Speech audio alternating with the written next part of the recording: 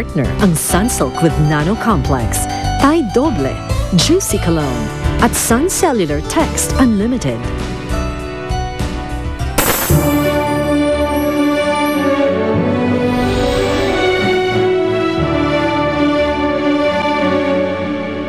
All the while, akala niyang magdi-date sila ni Angelo. Pero no, pumunta siya doon para maging basurera. Basurerang naka-heels at naka-gown. Napahiya lang na naman ako. Dahil iba pa lang ang gusto ni Angelo. Inisip ko kasi na makaka-jackpot ka kay Angelo. Pero anong nangyari? Pinaglaruan ka lang na parang basahang mabaho. Bagay lang sa kanya yun eh. Yun ang nangyayari sa mga naghahangad na agawin sa akin si Angelo. Hindi na lang ako pinanganak ng ganito. Sana maningon ng ganitong mukha na to. Gusto ko na naman maging masaya. Gusto ko lang naman na may magmahal sa akin.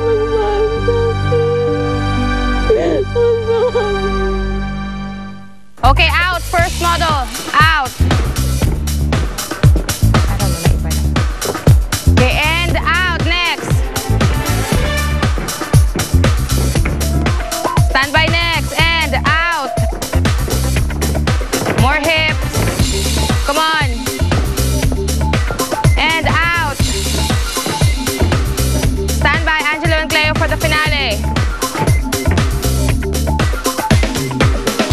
Alright, establish. And go back.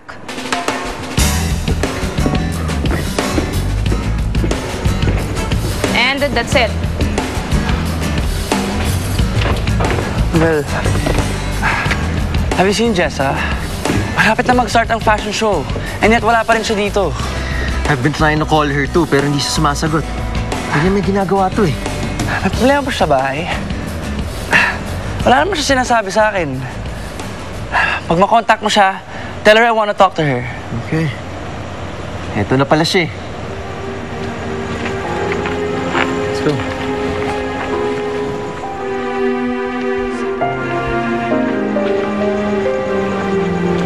Jessa, mag-usap kayo ni Angelo.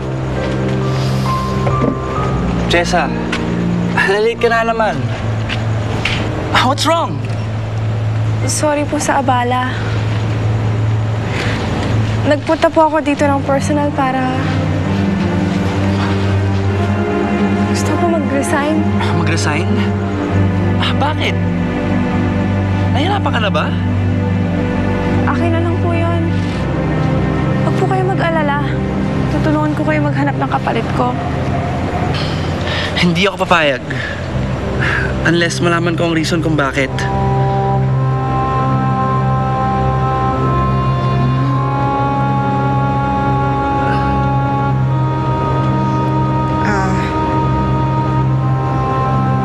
Ayaw po kasi ni Cleo na may umaali-aligid sa inyong babae. Selosa po yung girlfriend niyo. Hindi ko na girlfriend si Cleo.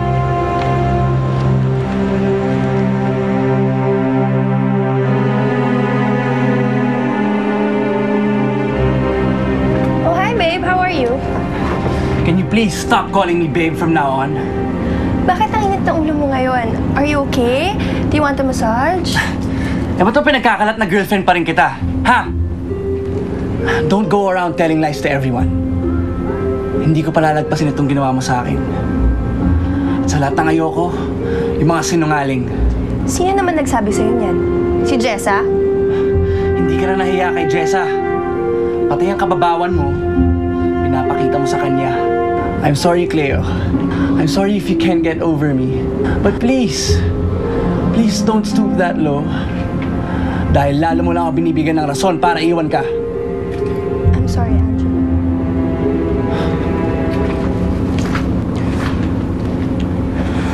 That ugly bitch! Umanda sa akin yung pangit na yun. Chiki, ano nagagawin ko? Wala kang magagawa, Jessa. Boss mo yon. Ayaw kanyang bitawan. Tsaka isa pa yung binali mo sa kanya, hindi mo pa na ibabalik. Pero ayoko na ng gulo. Dapat di ka na nagsalita kanina. Aba, tama nga lang yun, no? Nalaman niya lahat ng totoo. At nalaman din niya na sila pinagkakalat ng Cleo na yan, na sila pa rin.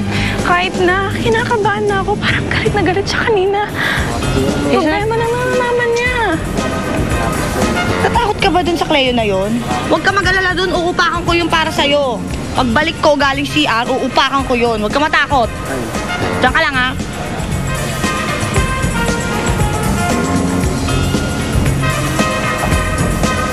You dirty little scum.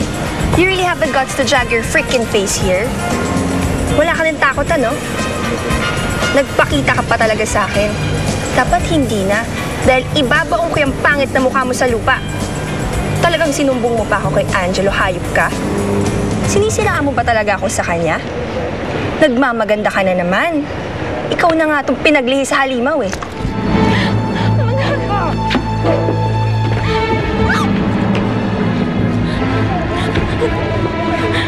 Ngayon lang ba kayo nakakita ng pangit sa rampa?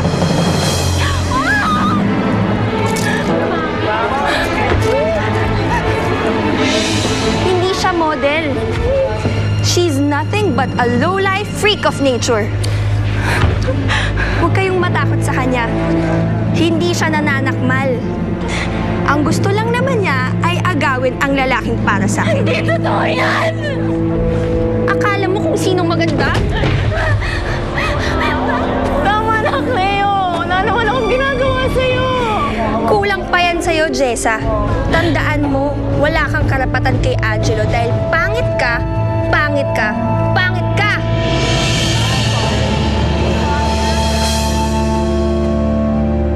Wala rin siya.